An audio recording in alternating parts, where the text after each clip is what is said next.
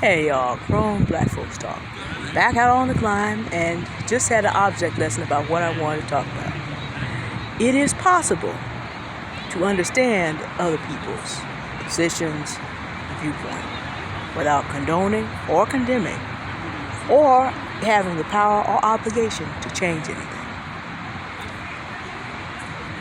The gentleman just passed by. He's making content for his channel. I'm making content for my channel.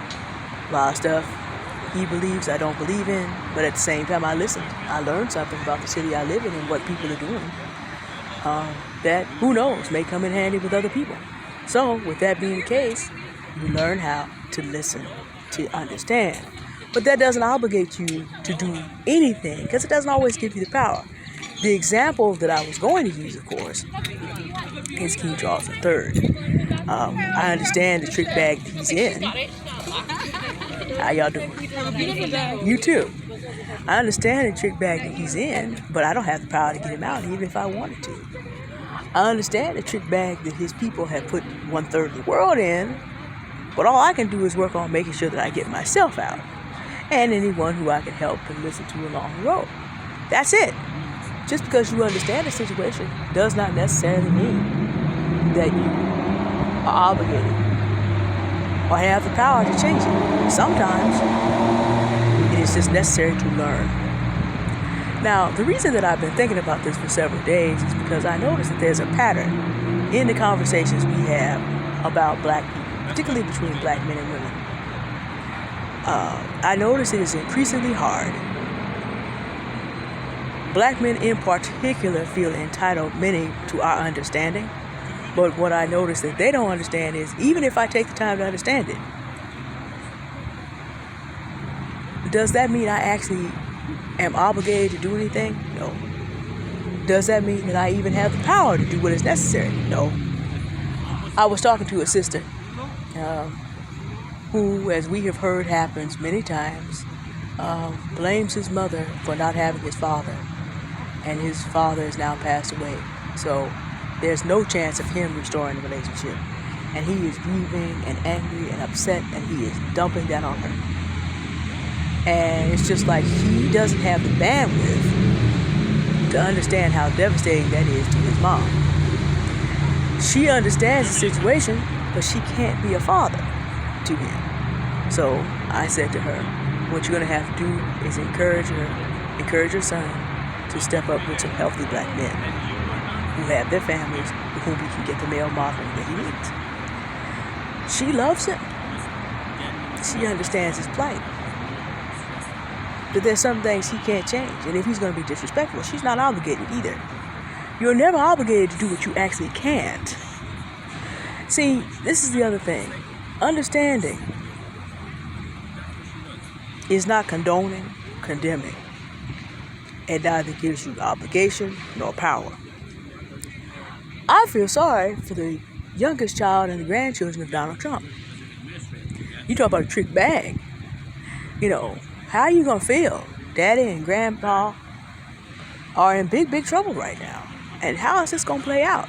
Now, people always say to me, well, you know, they're going to be raised to be just like him. That may be. But for a minute, I can empathize with trying to understand what that would be like if it was my father or my grandfather. But I, of course, think of upstanding men. I would be devastated, even at 41, if that happened. Well, then people are like, well, I don't know why you have all this feeling about people that wouldn't have the same for you. Because I'm actually trying to remain a whole, healthy human being. And because it is whole and healthy as a human being to be concerned about the needs and the lives of others. Don't let living in a chattel-making society that sold human beings here, there, and everywhere without regard to their feelings fool you. It is normal and natural to be concerned about the needs of other people. It is normal and natural to want to live in community, to collaborate with others. I shared with you on this channel before. Go back and read Genesis 1 and 2 again. God created man in his image and said, let us make man in our image. 3 persons in the Godhood. Elohim. Genesis 1:26.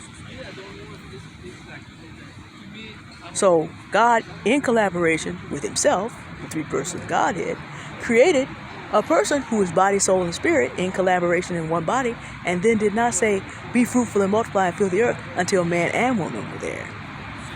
So we are designed to be concerned about one another. We are designed to work in collaboration. We are designed to seek community. The only reason we don't do this is because we live in a society that's so eaten up with competition and the desire to make chattel of everybody to work our way up. So much greed, so much ego, so much malice that we don't think in these terms anymore. But that's unnatural. And because we have been damaged in a society like this, we don't have the emotional boundaries internally to be able to be like, I can understand your situation. I can even sympathize or even put myself in that position. But that does not mean that my automatic next step is to run in and try to be Jesus Christ, i.e. the Savior. That has to do with having strong internal boundaries. There are a lot of things in the world that I understand. I can understand how young men take out on every woman they meet, whatever it is that they couldn't get from their father. I can understand it.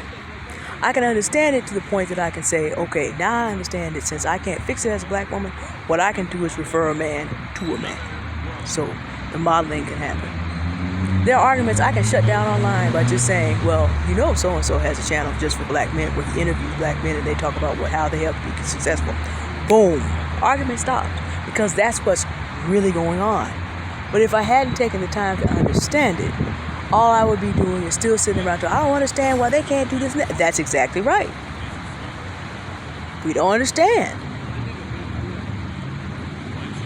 But understanding doesn't make me obligated. Now, when you get off into compassion and love, those are action ideas. Then you have to actually do something. As a Christian, I can always do one thing for you. I can pray if I can't do anything else. And then the Lord will show you ways that you can minister to people that are safe for you. God does not ask people to martyr themselves every day. That's not as common as people like to think. A lot of martyrdom projects we take on because we're trying to prove something to someone else. See how good I am?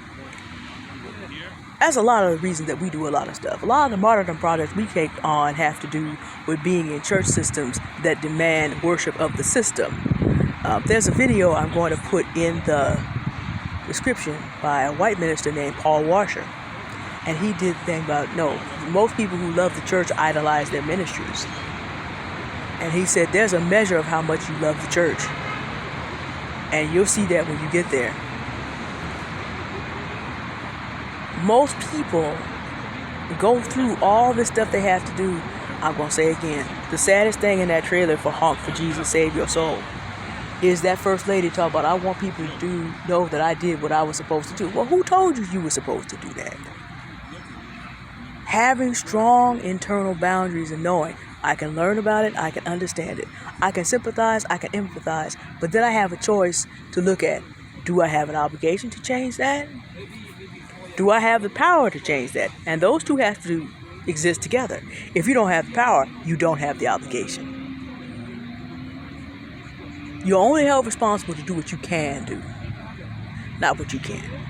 I can't fix King Charles III and the trick bag he is in any more than I could fix any black man who is insisting that it's everybody's fault but his own, that he's living the way he's living. Can't fix either one of those.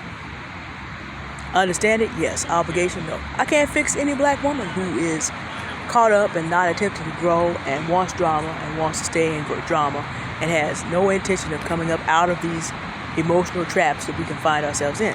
I can understand how that trap was sprung. But until somebody's ready to get out, there's no ministry I can do. Because what I can't do is get pulled into something I don't belong in. So, boom, strong internal boundary. A strong internal boundary of, I can get it, I can understand it. There is a line whereby I get to choose what can I do, if anything. And then there also gets to be a line of, you can understand it, you don't have to condone it, you don't have to condemn it, you don't necessarily have power and obligation to change it. And then you also can learn how to shut it off. You don't let people run you and manipulate you emotionally. If you can't do anything about it, stop obsessing about it. If you can't do anything about it, let it slide out of your thoughts. A deeper way of looking at this is you're only obligated to do what you called to. And you have to figure out who's doing the calling and can they equip you to do the job. If they can't, forget it. Just forget it. We can understand anything that's happening in this world with anybody with some effort. But what we learn to do is put down a boundary so we're not constantly going around and around and around and around emotionally on things, so that we're not carried away and actually harmed and kept from doing things we actually need to do by getting caught up in other people's foolishness. We can understand it. We can even empathize and sympathize without crossing that line to feeling obligated, without crossing that line to try to do things we actually have no power to do. All right. Y'all have a good day now. Goodbye.